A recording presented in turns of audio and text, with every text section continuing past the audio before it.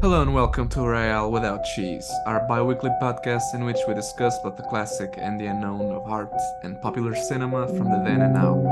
We are your hosts, me, Miguel Aido, Tomás Ferreira, Hey, hello hey, Tomás, hey. hi, and Leonardo Miranda. Hello. As part of our award season segment, we'll be looking at the likely contenders for the 2024 Oscars. Today we talk about Maestro, but before any ado, don't forget to subscribe, leave a comment, or simply give us a like. Maestro is a 2023 biopic directed by Bradley Cooper about the relationship between American composer Leonard Bernstein and his wife Felicia, starring Cooper himself and Carey Mulligan. Premiering at Venice International Film Festival, where it was nominated for the Golden Lion, it got a second live streaming on Netflix and 4 nominations at the Golden Globes.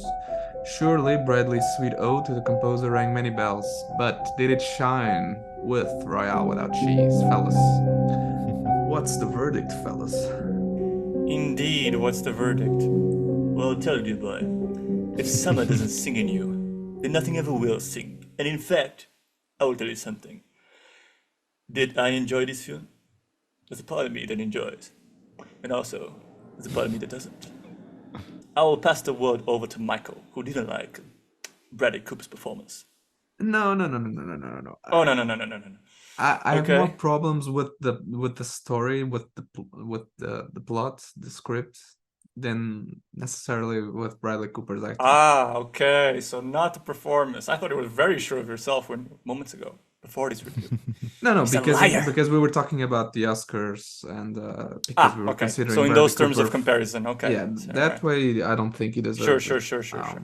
I think it'd be too easy just because he has makeup and he's portraying a famous guy. But You to know, be honest, I don't. The Oscars No, sometimes it's like, exactly why. But the nomination, I'll see it. yeah, I believe it completely. But I think it'd be too easy, especially because I really yeah. don't think it's that good. It just seems like too much of It's a an very imitation. I don't know. I just yeah, look at his performance and I think this is a guy portraying a guy, and I don't yeah. feel It's true.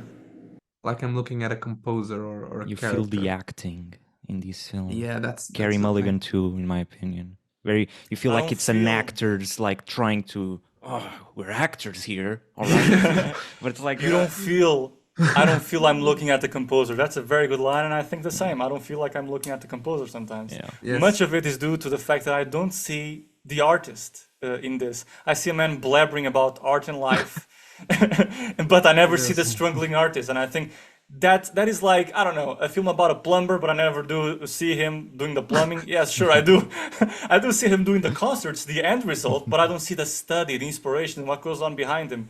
It's just, I get it's a lot about the relationship between him and the wife, but where is the meat and grittiness of the work? I Where's the just, drama? There's this scene where they start to fight, and there's this sort of important scene of a fight between them in the room, and they're discussing like, you only care about yourself. You're too cold or something, and I'm like, where have we seen this throughout the film? What are you fighting about? in a way, it's realistic because when two people fight and you're an outsider, like, what the fuck are you two talking about? Yeah, okay, It's like, sure. but I don't. For a movie, that's not that interesting. It's like And I I didn't honestly care. didn't.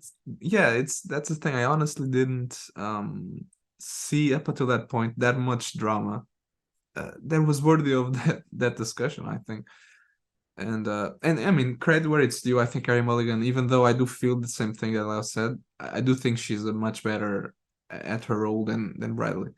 She does have at least some fire and some heart, and her character is a bit more interesting. But it's just it's not enough. Yeah. I do think directing wise, it's a much cooler effort than his previous film, and especially in the beginning. I think he has a lot of interesting shots, and even the characters speaking very quickly did remind me of these old films, and the way they used to record sound and dialogue. It was very sort of retrospective, but then it completely lost that mood and that ambience of old films, and just became a modern film. Completely uh, lost I that would sense. disagree. I wouldn't say so, but that's me.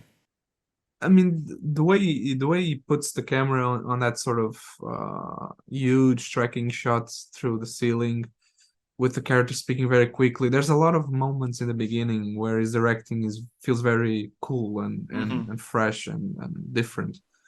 Yeah. But then in that specific aspect, at least in the rest of the film, I feel like it becomes a very much more classic film of a sort of a biopic, drama, Yeah, period I can biopic. understand that in broader strokes because there are moments in the color section that I really love, you know, in No, terms yeah, of the sure. nuance of the visuals. I'll say this, you know, in terms of the positives of the film, I think it's a great mood piece, starting off from your point. And I think directing wise, there's a lot of moments of visual flair in the sumptuous and the bubbly champagne quality of the film. There's a sort of Yeah, sumptuous yeah, flair to the film that really brings Hollywood of the golden age in both its black and white yes, I agree. aspects and the color. There is very reminiscent to me of the Douglas Sirk's melodramas of the 50s and 60s in the technicolor aspect, and how he explores, you know, the romance in autumn colors with the yellows, the browns, and the greens and the reds. You know, you feel there's both romance in it, the fiery of love, but also the fiery sense of love, but also sadness and melancholy. So visually speaking, the way he orchestrates the shots and the color palette in it, I find that it speaks volumes. But and in the performances, in broad ways, I like his performance, and I like Carey Mulligan's performance. I do agree that hers is better. She's also much more captivating because she's more of the victim against Leonard Bernstein's kind of, you know, marriage that is unfair. You know, they always justify that. You know, my husband, and and now I'm imitating guess who. You know, my brother. He is, you know. Who am I talking like this? Sarah. Speaking Sarah. Sarah. Of course. And she's, you know, my brother, you know, he likes everyone. He's polygamous, so you need to excuse him. You know, like Felicia. Felicia, you know, and oh, okay, I always knew that he was how he was, so I'm fine with this. It's just stupid.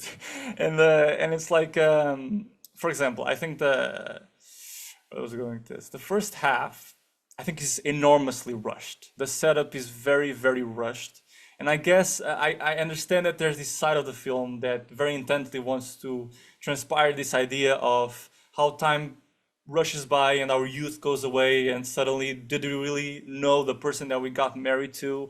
There's a side of him that maybe I didn't quite understand then, and I thought I did. Okay, there's that aspect, but nevertheless, and there are aspects of that idea that I like in how the editing expresses that, because there's this in the directing and the editing of Bradley Cooper, and I think this has been told about him by his editor, that he really thinks as an editor in the way he connects scenes together. One of the lovely things about his directing style in the first act is that the physical barrier between spaces is crunched, almost like there's no time difference between going to one place to the other. You know, you're in his bedroom as he gets his first breakthrough gig through the telephone. He leaves the bedroom, he's on the concert hall.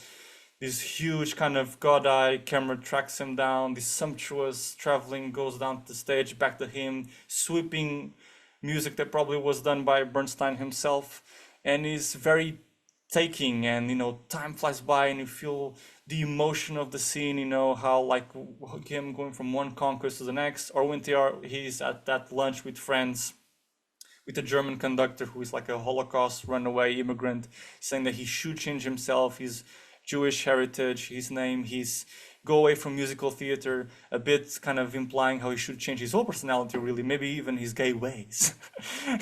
Or bisexual, I don't know fully if he's bisexual or homosexual. But, and then he leaves that, we should go away, you know, because Felicia says, you know, show me your true self. And then they go away from it, and they are immediately in the concert hall. I like that pure magic of it. It's very, like I said, bubbly champagne quality. Suddenly they are in one moment, suddenly they are in the next. The distance between spaces is non-existent, and there is a magic to it. The magic to it that, you know, you are suddenly seeing her on stage, kind of enjoying the spoils of her fame, her breakthrough as an actress, and at the same time he's having the spoils of his breakthrough as a conductor. You know, he bows down, or she bows down, and he comes up into camera, and it's the magic of movie making, all, you know, all into one. That's all And beautiful, but where's the drama? exactly. The drama. Visually, it's saying a lot, Where, but then where? the drama, where it's failing to me is like, where is the artist? Who is this guy? I don't see him Yes. struggling hard as an artist, and so if I don't see who is the man, I cannot understand who is this guy that she's married with and how is he feeling. Because there's one side of him I understand. There's two things he says about himself in an interview midway into the film. I love people. I cannot live without people. I feel like I'm lonely. But I also can live without music. I love music. And the two things there, Bernstein. One thing we understand about you, you love people. You can't live without people. That's your obsession. You even leave the bathroom door open. And in a way, that is in the film. And that's a nuance in the subtext in the film. In that this guy blabbers about art and life to the public. The very first shot of him is him at the piano being filmed by a camera crew. He has a personality, a TV personality that has taught children and adults all over the world through the later half of the 20th century about music and composition in an orchestra. And you see a superficiality to the man, an image to the man that even with his family, he's always kind of lecturing them about, how I love my art, how I am like this. So I love people, how I love people. I can't be one thing, It's always like lecturing people about it. So I understand that side of the coldness and how he can be unbearable to deal with. But then you have the side of I love music. Okay, where is that? There's one scene that exemplifies this fully, which is, and I don't understand the scene. We see him for the first time writing music. Okay, he's there in the rehearsal. He's alone in his study. Okay, for the first time, you see something in concrete. And I feel about a composer should have this kind of stuff. How does he have these moments of inspiration that fuel him? Inspiration that may come from his lovers, that may come from his life with his wife. We don't really see those eureka moments happening. We don't see him at work. And then suddenly we have this scene where for the first time we see him in his study working. He leaves his room, he comes to the living room, and his whole family is in, and he says, I finished mass. Wife goes out of the way, goes into the pool, falls. How tired, what is that? How angry I am. And I'm like, doing? That's what it is. And I'm like, it's stupid. What is that? And I'm like, I don't understand the meaning of this masterpiece because I'm completely new to it. Exactly. What is the weight of this? I see what the intention is, which is like, oh, he's been working on it for so long and she's so tired of it. She jumps in the water because it's freeing. But we didn't see him work on it. We didn't see any of that. We didn't see any of them. We don't see the struggle in either side of them. Like, why would it be a struggle for either of them? We don't know, because it seems like, for me, it seems like he sat on the piano, he finished it easily. Done. Exactly. And how is she keeping herself in the bottom? That's a very very interesting question that I want answers for. She's using her head to keep her down. She has so much weight and drama in here. She has so much pressure. That I'm down there. But and Carey Mulligan, she's so funny with her acting voice, because it's a very specific acting. It's like she overdoes it sometimes. I think. Darling, I can't hope with it. I can't deal. It's hatred in your heart. Hatred. You live with it, and you know it. I'm pointing with Lenny, my that's cigarette. perfectly preposterous. Lenny, it's like Lenny. I think it's also the writing. It's very. I understand what the film is There going are times where I like the dialogue is not at all naturalistic. It's very poetic, and there are moments in which I like it. I like when dialogue allows itself to be over the moon, and it makes part of like the Douglas Sirk kind of dreamlike, technicolor, sumptuous, bubbly, champagne, Hollywood. Let's go to the land of dreams and be rich. The sumptuousness in their wardrobe, the big kind of living room, it lives and breathes in dialogue. And there's one I like particularly, which is when they are on the floor smoking cigarettes. It's their first, let's say, love scene, but that's only implied. And he says, let's play a game, envy and secrets. I'll tell you a secret. I'll tell you, an envy, what I'm envious about, and we become closer. Oh, I feel pretty close now then. Oh, I think so. We've been sleeping together. I don't mind those like forays, but there are some others where I think it's a bit much, perhaps. I don't know. I think the scenes with that scene with Sarah Silverman, where they're talking about, I don't even know what they're talking about. I think with Sarah Silverman in general, I think she's just not a good actor. Sarah Silverman as a comedian. I don't like her as an actress because I'm always aware of her jokes and I'm always aware of her performance. Good, like in School of Rock, she's good. That makes sense. That's a good role for her. You put her in a fucking Oscar bait type of film where the acting is like Douglas Sirkian. Are you? It is ridiculous. I'm very aware of her acting. Yeah, that's the thing. You're aware of everyone.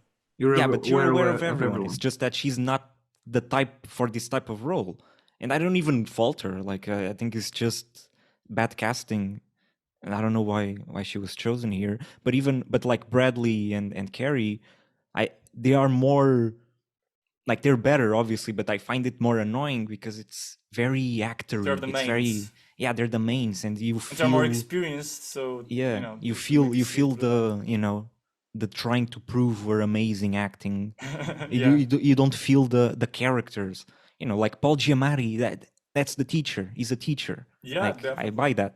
I don't even where these guys I see the acting. It's too much. I think it's very much, and the filmmaking itself as well. Even though, like aesthetically speaking, it's a very well done film. Technically, too, obviously, everything is well done. I think there are Sort of shots there. a There are shots and dialogue very moments are good. full of nuance, as Yeah, well. It's just a exactly. pity that overall the film doesn't hold itself together because of the performances. There's this beautiful shot that I love in the film where it's in the color section where you have this fixed camera position and you are inside this gallery of kind of wooden stakes and leaves over, and you're seeing this dialogue between Felicia Yeah, yeah. and Leonard, and they are away. You can barely see them because there's this kind of barn door kind of you know, concealing them. And they're talking about having this guest at home.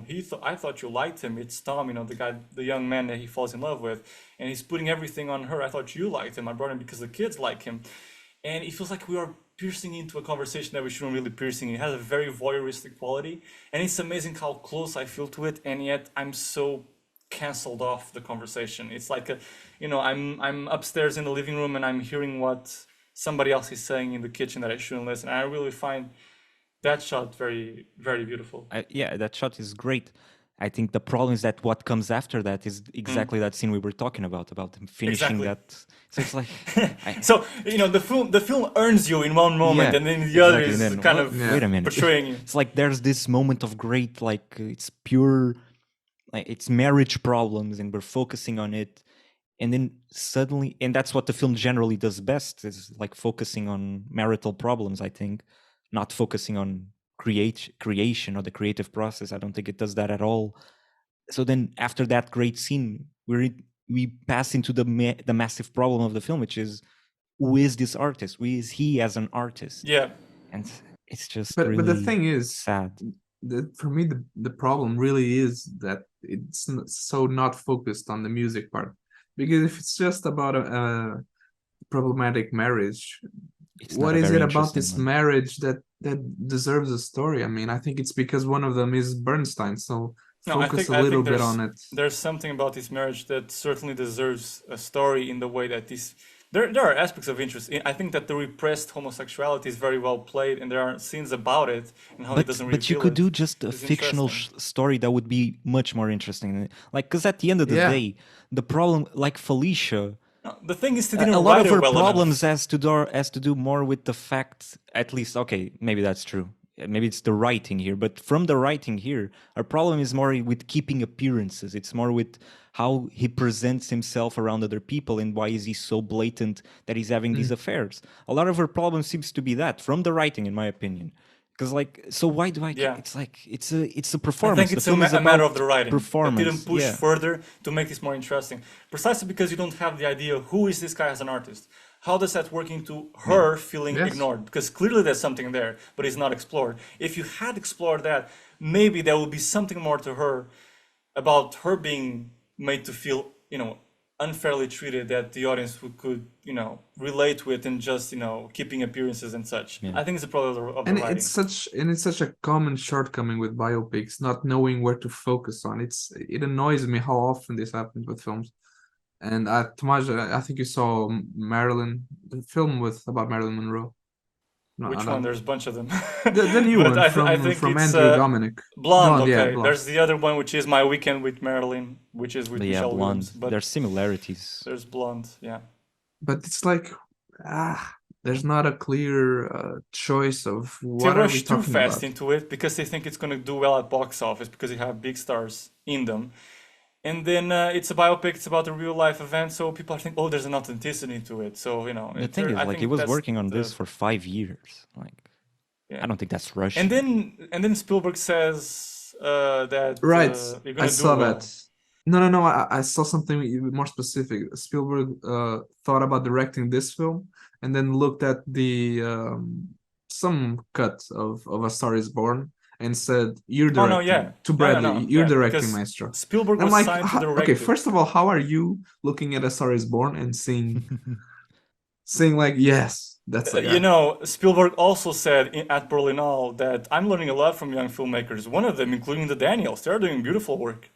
I mean, that's just you try to hype up your peers. I respect I that. I guess. respect that. Like just But I mean, I just okay, maybe I may have misinterpreted A Star Is Born because it's I clearly imagine you saying that to melodrama. Spielberg. Okay, yeah, okay, I like it a Steven, much I I may a get lot have it. more. misinterpreted, but you know, No. what's In going the on? sense that I recognize the sort of counterpoint that people usually throw at that film, that it's a melodrama and it's purposely this. Hmm. Well, it's a melodrama, and I when I watched it, I was not in that mindset. For me, it was just a very sort of too much Yeah, yeah. drama with the acting and the story, and but I see that it can be seen that way. I couldn't see it that way. The thing, For me, like a so it's star, not the very. story in general, that the Star is Born story is very, like, very melodramatic in its foundations. I mean, that's why. I mean, if you were already familiar with A Star Is Born, like I was when I watched that film, that's why it didn't bother me. It didn't surprise me to I see it haven't go in seen that neither direction. the old ones or the remakes, Yeah, I so haven't yeah, seen them either, but but I like I've understand. read about them and like the Christopherson version. I know this story. It's like it's a very tragic, like almost a Greek tragedy type of thing that is very like it's in the popular consciousness. That's unavoidable. And so when I watched the Bradley Cooper version, I was impressed with how uh, like the filmmaking is very to the point and very like simple setups, No, yeah, I which agree. Yeah, yeah. So that's what I liked. And then you go to Maestro, it's the opposite. It's like trying to impress you with the filmmaking almost. And it impresses me most of the times, but it's a very different approach. That's why the Spielberg comment does seem a little strange to me, because it's like, what looking at A Star Is Born, which has almost like a Clint Eastwood type of approach to the yeah, like the direct filmmaking, that's a great how like analogy. yeah, how do you go to Maestro, which is none of that? It's like different aspect ratios. I think there's different color sections. That's Well, he was different, not expecting that, you know. Yeah, that maybe would be that the direction. He yeah, didn't know. maybe yeah. But I Um, mean, surely some things are clear in the script that call for this type of approach, I would think. I don't Like know. I I don't don't know, know. I don't Depends on know. how he wrote it. If he already wrote it, has directing script where he's inserting these ideas, maybe. But I don't know. He could leave to a lot of interpretation. I That's mean, what in I people think do. Hollywood, he may have. sometimes they do that a lot. But I sometimes they think do that. It's true. I think Bradley may have taken on too many roles in this film, to be honest. Either the acting overlapped with with the directing, or the fact that he was also producing and editing and all of And these then he things. goes to roundtables and you see the making ofs and everybody's like, he's such a visionary. He's so good. Your film is so brilliant. And those Yeah, I parts mean, always if get A to me Star because Is it's like, Born was already a pat on the ego, I mean, this film, Yeah, that's the yeah, problem. Is that people, I'm scared about this next one. yeah, or untrue, they're too kind. because there's I a mean, camera in front of them and they need to say something yeah, nice. And and everyone is I nice get to each it. other, and it's like that's the problem. Is then how do you trust people? It's like how do I know what you're telling me is true and not just because there's a camera pointing at you? Spike Lee, and I saw the whole Spike Lee, interview. Well, the conversation director on director, even was like, you're great, man. I love your film." And so it's like he Yeah, seems like a an honest dude, strikes me as yeah, such. yeah. But He in front did of the seem very camera, he honest. needs I to do. see. I and it's a long conversation, and he saw it like 4 or 5 times, as he said. So like I watched the second time. Is already a bit. Oh my god! So if he's watching 4 or 5 times, he probably likes it. Probably enjoyed. But Yeah, yeah, I don't know. I don't. Maybe yeah. with time, Yeah. time will tell. But I Another don't see shot it. that I really, that's the thing. You're going for breadcrumbs. And Yeah, another shot I really like. It seems like the film is composed of student exercises, ones that did very well, and the others that were stitched together in the edit and not so well. The scene, and so there's this beautiful moment of also from the Carey Mulligan's performance where she has cancer and she's receiving guests and she's cleaning herself. I love the detail of the tissues that she gets to clean her mouth, and and put in the basket, and there's these long shots, one of many long shots that are beautiful in the film, that tracks her and leaves the guests out of field, out of our frame, and they're trying to talk normally, but you see that she cannot carry on with them. She cannot be a proper host, and you see how that affects her, because she probably was the life of the party in the sense that she made them come to happen, and she was part of those big parties that filled up their houses, full of people. Their house, I think they had more than one, full of people, and to see her kind of break down in silence without saying a thing and really want to respond to him and yet not being able to, it was very striking to me. That deterioration of the body is very betraying. Yes. And the scene with her receiving the news, I thought it struck me as very realistic, the way the doctor sat down, approached, immediately said the news, and then the reaction, and also another crying. Long shot that goes, pushes into her receiving. The film definitely has a lot of great scenes, but that's that's what we were talking about before. It amazes you and then disappoints you afterwards. Exactly. There's also, for example, very inconsistent. In respect to Lenny's repressed homosexuality or bisexuality, whatever it is, there's also many moments, many times where the fact that they never literally say what it is, I think it makes the film all the more interesting in respects to any nuance there may be there. They never directly talk about it, and yet they, implicitly talk about it. There's this shot where he re-meets Matthew Balmer, who was a prior love in his life, and he's with a family now, and the camera pushes into Matthew Balmer being seen with his wife and child, now freshly married, and it concludes the shot on them kissing in front of the wife and kid, and I'm like, oh, this is so ingenious, the contrasting idea between public life and private life here. It almost seems like the wife, because the wife isn't seen, the closing kiss makes the wife become kind of hidden by the kiss. They become the foreground and the wife is in the background, hidden by the kiss. So I thought that just a move in the mise-en-scène was very ingenious there. And so when they fall apart and then she kisses her, any suspicion of them being gay or of it being gay on her behalf leaves, because we now understand that she understands it as, okay, Lenny being once again loving everyone, and she kisses her and then kisses the baby and says, oh, I love New York, you go outside, you see the people you love, it's like he washes everything, any idea of intimacy, of sexual intimacy, on every hint of possible, or are these guys having an affair, by being, oh, I'm familiar with everyone, I'm just like this with everyone. And to just put the cherry on top, he turns to the baby and says, I slept with both your parents. But to me, that's true. I think he's saying that honestly. That's why I didn't read the scene the same way as you're reading. What do you mean, honestly? I think he did sleep with both of their parents. I did. Oh, no, I know. Okay. But that's why I think what you were saying doesn't make a total sense. No. From the perspective of the wife, let me add that. She's unaware that what he means is actually... Which wife? The wife of Matthew Balmer in that moment. But she's aware that he's bisexual. Is she aware? In this, clearly he slept with her. She slept with him. It seems very those types of open secrets. The way that it's done in the film. But she definitely accepts it much easier than Felicia maybe in terms of the marriage. That can be a possibility. I understand if that is the case. What I understood was that they were both roommates together. So he puts it as, oh, I slept with both of them. But she doesn't interpret it as literal sleeping with both of them. So I think either way you can read it. I completely understand yours. I just thought it was much more interesting to read it this way, because she doesn't know. But I don't know. It's not for sure. I understand your view. To me, it seemed very much. If that person knows, if Felicia knows, I think that the wife of Matthew Balmer would know also. Yeah. It's that type. Everybody knows. It's just that's why I say it's more about keeping appearances. Why is she so understanding of she accepting of her betraying I think on her back? She can be that way, but then there's so much drama that's failure around it, so it's which is it? I don't know. Exactly. Very and then confusing. She sees her kissing him and it's like, oh my god, you're becoming sloppy. Well, you knew that this was going to happen. I don't know. But exactly. I don't get it. You're becoming sloppy. So, and that makes me think, I really have a conflict with the film where I don't know how much he does know.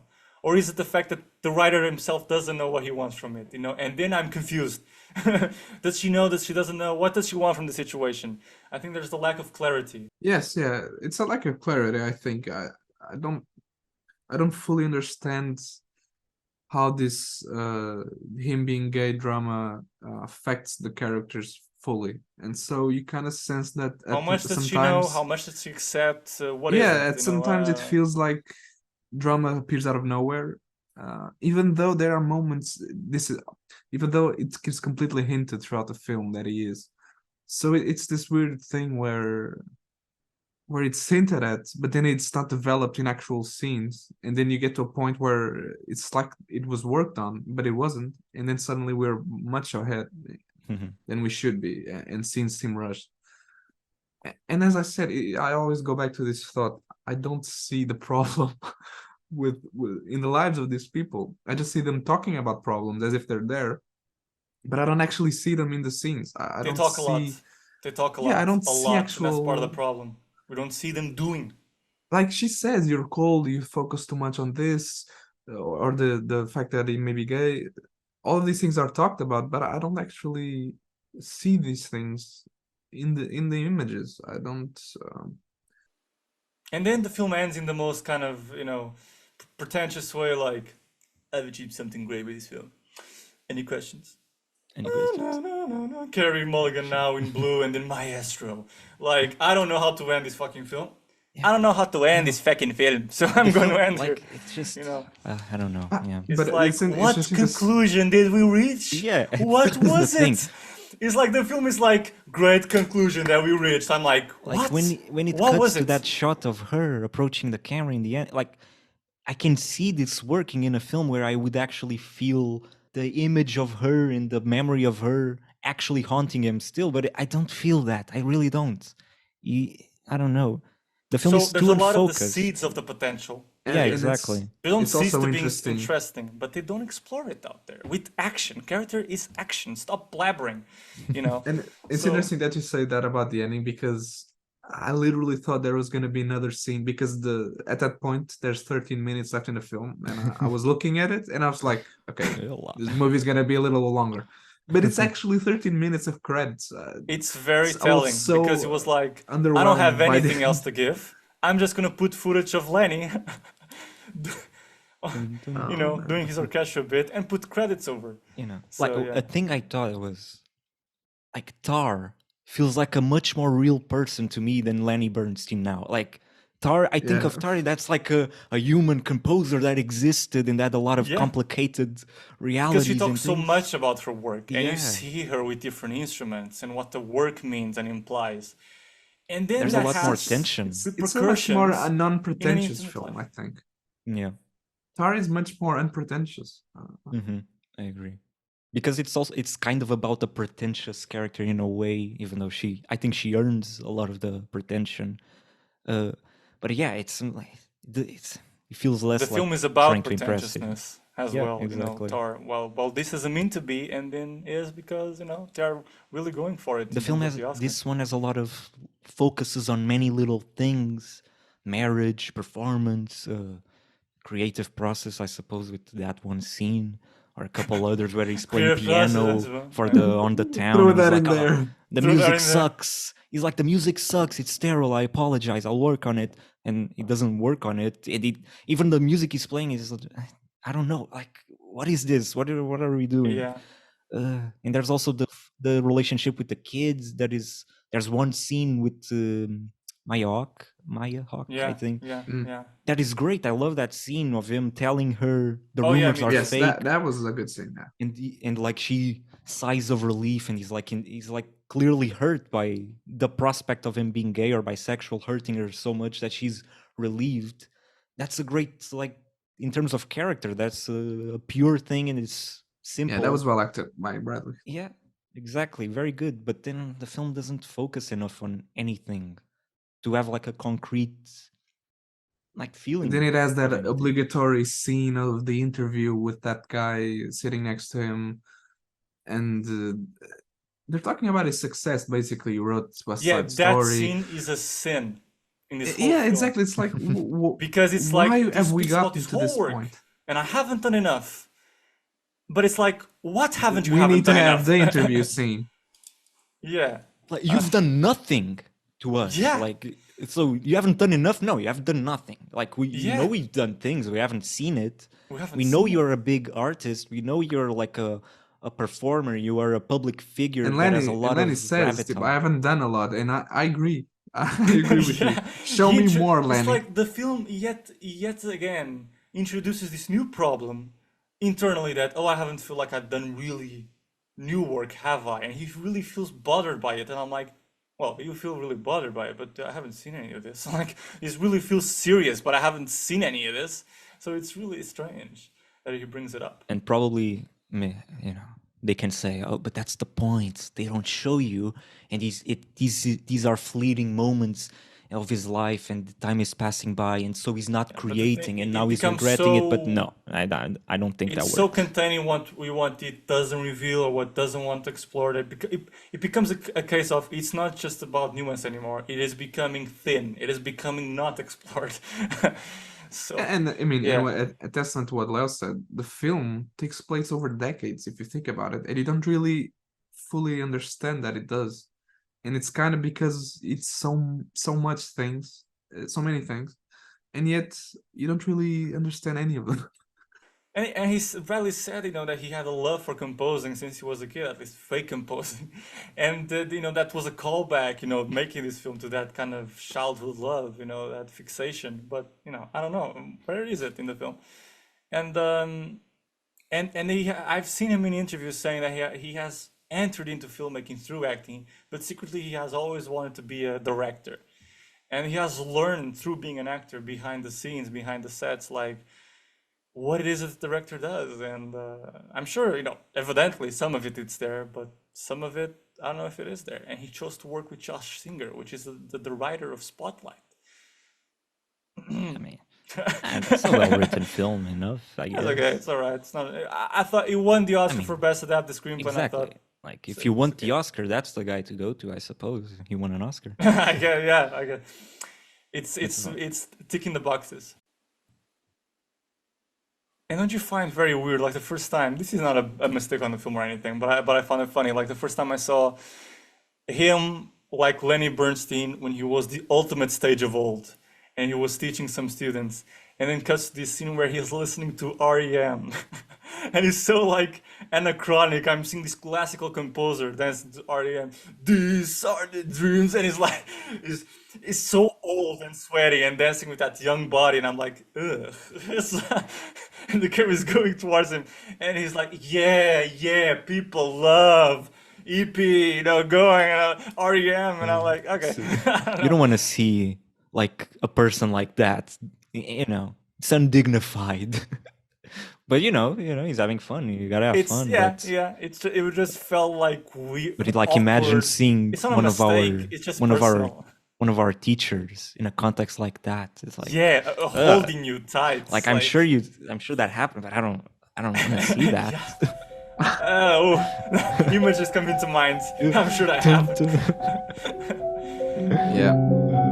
And that's all for today. If you'd like to reach out and suggest a film for the next episode, you can find us on the podcast official Instagram and Facebook pages. Feel free to subscribe, share this episode, or simply give us a like. That's how our podcast can grow ever more groovy.